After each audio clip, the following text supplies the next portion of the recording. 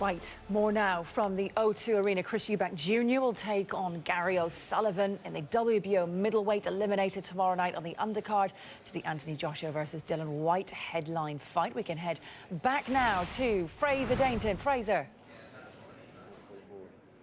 Yeah, been a bit of a delay here because we are expecting Chris Eubank Jr., who's just coming on towards the scales to get himself on there. But by the looks of things, we might have something of a check weight beforehand. Now, Gary O'Sullivan was, by all accounts, a little bit late arriving to the building, and I think that might have been down to the traffic around this area more than anything else. But as you can see now, the two of them are in the building, and hopefully we're going to get everything sorted as far as this weigh-in is concerned. We expected there might be one or two shenanigans, shall we say, because obviously Gary O'Sullivan is used to that kind of thing, but hopefully it looks as though everything is sorted and we're good to go as far as this weigh-in is concerned. So let's hand over to our MC for these two major events that are coming up now. Michael Buffer. All right, ladies and gentlemen, we are ready for the official weigh-in for Bad Intentions, a classic night of world-class professional boxing for your entertainment, right here at the O2 Arena tomorrow night, being broadcast live on Sky Sports Box Office. And it's all brought to you by Eddie Hearn for Matchroom Boxing, with sponsorship provided by William Hell Vegas, StubHub, Lonsdale, and the motion picture Creed, starring Michael B. Jordan and Sylvester Stallone, the Golden Globe-nominated Sylvester Stallone, in theaters everywhere in the UK starting January 15th. Well, ladies and gentlemen, the first co-feature of the evening before the main event will be a classic middleweight contest. 12 rounds of boxing for the WBA eliminator, leading up to the championship of the world for the winner. Stepping onto the scales first, ladies and gentlemen, he comes to us from Cork, Ireland, an outstanding professional record consisting of 22 victories, only one defeat, 15 big wins by knockout. His last 5 victories by KO. He is Gary Spike O'Sullivan.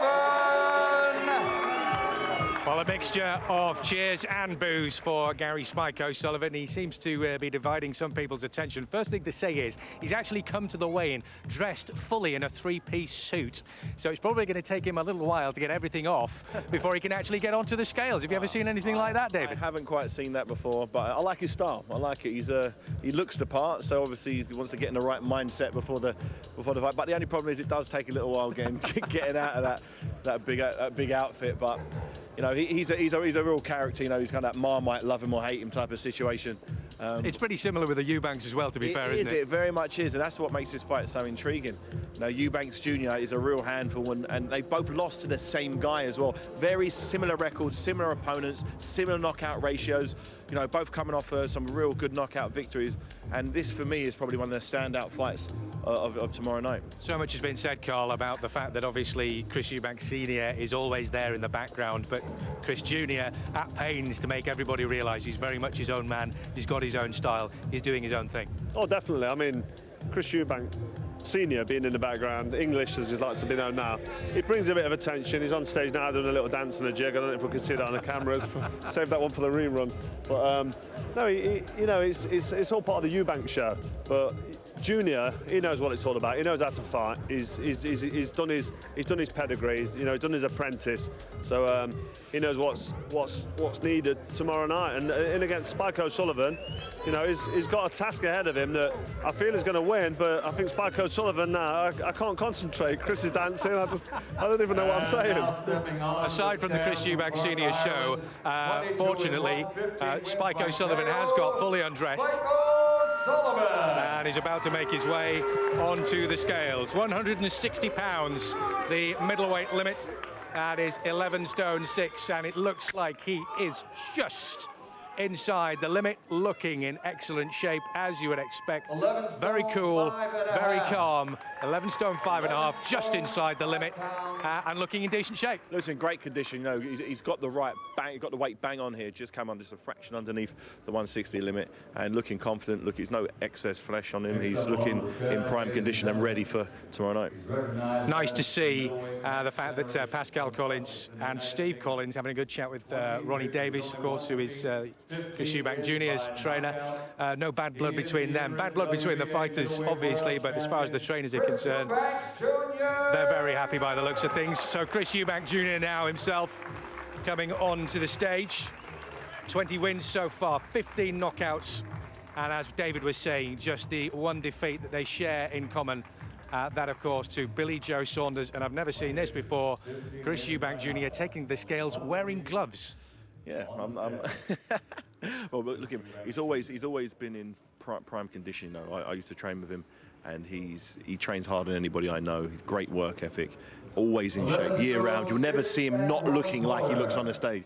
It's not like he fluctuates in weight, goes up and down in weight. He's always in prime condition. I think he's going to have to take those gloves off because he's just very slightly over the limit. And I think they're taking that into account, but you can see that he has something on his gloves there, which I'm trying to say looks like a face of some description, but a face of concentration from Chris Eubank Jr. Yeah, I think it's a Superman emblem on the inside of his gloves. From what I've seen before, he probably would have had to take them gloves off to come inside the correct weight limit, but I think they've allowed it to go on. I'm not sure what's quite gone off there. Interesting. We'll try and get to the bottom of that one. But of course, this one, an eliminator for a world title in the future, the WBA middleweight title. And of course, Chris Sr. won the WBO title at middleweight and super middleweight. So he's got a lot to live up to. A lot of excitement. There's some discussion going on the scales at the moment. Do you think that is about the weight itself? He was actually 0.3 over the limit, and he just put the gloves on. He was 0.1, so he'll make the weight. He probably needs to go and have a little bowel movement maybe, and he'll come back and make that weight, no problem. Robert Smith having the words there with what's going on. Apologies if you weren't too keen on David's description of how the weight might be lost there. But obviously, serious business as far as the weight is concerned, because we have to be absolutely bang on these limits. And as I say, Robert Smith of the British Boxing Board of Control is having a good look. I can see thumbs up going on all over the place. Eddie Hearn is in there. Pascal and Steve Collins in there. There seems to be handshakes going on with Ronnie Davis. So I think we might have to see Chris Eubank Jr. perhaps getting on the scales again. I'm not entirely sure. But as I say, these things have to be absolutely spot on, because there's a lot at stake here, Carl, isn't there? The chance for a world title in the next fight. This is a massive, high-stake fight, and from a fighter's point of view, from my point of view and my experience, if a fighter comes in and he's 4 ounces or he's even 1 ounce over the weight, I want to see that limit made. I'm not giving him an ounce or 2 ounces, because if he's got to go away now, Chris Eubank Jr., and take off only 2 ounces, it means he's got to work and try and drain some fluid off him when he could be eating and drinking and replenishing, and that's a disadvantage. So any advantage you can get when stakes are this high, you should grab. So I don't know what they've agreed here, but Steve Collins seems to be smiling. His trainer Pascal seems to be happy with it, so maybe it's going to go ahead. But they're going to have to. It was he's close. going to have to make this weight. Eubanks is going to have to go away and burn this off. How he's going to do it? I've seen fighters strip down to their bare butt and get on the scales buck naked, but I think he's going to go away, have a little sweat out, you know, put a jumper on maybe, and come back to the scale. Maybe he's going to do the weigh-in. We'll just find out what's happening. Here we go. This is the face-off. There's a lot of security around here because O'Sullivan, not long ago, kissed an opponent on the mouth during a weigh-in, during one of these face-offs. It's all very serious at the moment. No sign of anything going off at present. But steely-eyed determination from both of these fighters, and this mantra. Gary O'Sullivan, a little bit of a flinch there from Chris Eubank Jr. And here we go. We expected that something like this might possibly happen. There's been a lot of bad blood between these two. Chris Eubank Jr. effectively saying that he's been stalked by Gary O'Sullivan on social media for the last 2 or 3 years. Now he's got what he's wanted. And this mantra has been going on from Gary O'Sullivan ever since this fight was made, saying, I'm going to knock you out. I'm going to knock you out. Chris Eubank Jr. is saying, I may as well get a T-shirt with that printed on. But he's consistently said all the way through, I'm going to knock you out. Yeah, I like the confidence, I really do. You know, both of these fighters are supremely confident. Neither of these guys are just turning up here just to make the numbers. They're both pretty much undefeated. You know, they both lost to the same guy, but they're both coming off nice strings of quality victories. And this is, you know, this fight is really going to show us who is the next middleweight sensation. Well, join us again very soon. When we come back, we'll find out exactly what is going on as far as the scales are concerned and speak to Chris Eubank Jr. himself. Let's head back to Fraser now. Well, exciting scenes here at the Indigo at the O2. The weight not quite made by Chris Eubank Jr., who joins me now. Chris, what's the situation as far as you're concerned? I was a tiny bit over. I was wearing gloves, and so that put me over a little bit. So I'm going to come back very soon and just take the gloves off and weigh back in. I was a smidgen over, so it's a very small situation. We could see an emblem on the gloves. Tell us what that was exactly. That was the Punisher. I'm here to punish this guy for what he's been saying and doing over the last few years. He knows he's in trouble. There was a bit of an altercation at the face-off. What was going on there? He's trying to ruff my feathers, trying to get in my face and do whatever he's trying to do. He knows that I have, a strong mental advantage over me, so he's trying to bring me down to my level. But as you can see, I'm cool, calm, and collected. Nothing's going to get in my way. It looks like there was a huge amount of concentration on both of your faces right to the start, right to the finish. That's another sign of just how seriously everybody is taking this fight. It's a very serious fight. It's the final eliminator for a world title bout, and we're going to put our lives on the line. English, you look like you were enjoying yourself there with everything going on. What did you make of what you saw on the scales? What did I make of what was going on the scales? I mean, he's on point, he's strong, he is happy, and he's got a jab. And with that little jab, so much is going to actually come off of that, and so it's going to be a beautiful performance tomorrow night. Has this reminded you of the old days when you were in front of thousands, big crowds, world titles at stake, that kind of thing, the theatre, the excitement of it all? Sure, of course. And I hope he enjoys every moment of it, because every moment is to be cherished. It's wonderful. Chris, are you going to be able to enjoy yourself at all as far as this fight is concerned, or is it game face on now? You've got to be deadly serious. I'm in the zone. This is the biggest fight of my life. I've trained like a dog for the last however many months and years to leading up to this fight. It's punishment time. And it would mean everything to you, I guess, if you were then to get the opportunity for a world title. 100%. I've already become interim WBA interim middleweight world champion. So to fight for a full world championship, it's a dream come true. Fingers crossed everything goes as well for the second weigh. But Chris, thanks very much indeed. English, thanks for joining us, gentlemen. The Eubanks ready to go. Fingers crossed they'll be back on the scales. Everything will be sorted, and we will have a fight on Saturday night. I just came out with it. Like I always roll whatever I feel like doing, I do it. Just enjoy myself, and can't wait to get in there tomorrow night and enjoy myself even more. I was a tiny bit over. I was wearing gloves, and so that put me over a little bit. So I'm going to come back.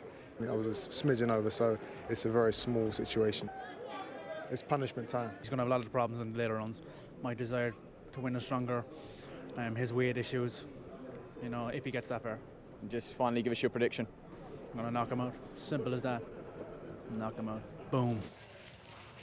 So Joshua White, we cannot wait for that, Fraser. Of course, there is a great undercard as well here. Chris Eubank Jr. taking on this man, Spike O'Sullivan. Fraser, I've watched this all week, and you've been well aware of it. You've been so close to it.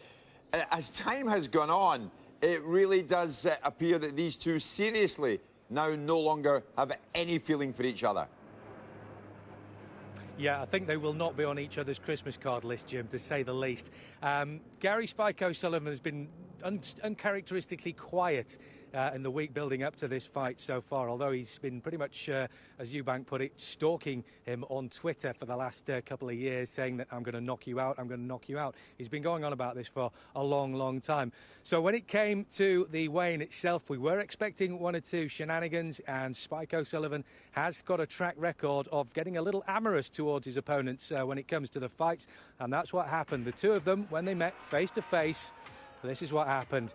Just look at this, a little bit of a flinch from Chris Eubank Jr, and there you go, a kiss. It's Christmas after all, so getting a little bit close to the possibility of those two getting a little bit too close. But Chris Eubank Jr, not two-phased as far as that was concerned. He, after that, managed to get onto the scales. There was a bit of a problem as far as his weight was concerned. He had some gloves on that he was wearing, which had a bit of an emblem on them, and that caused his weight to be very slightly over the limit. However, he did come back a little bit later on, shed the gloves and shed one or two other things as well, by which time he did manage to get himself inside the 160 limit, as you can see.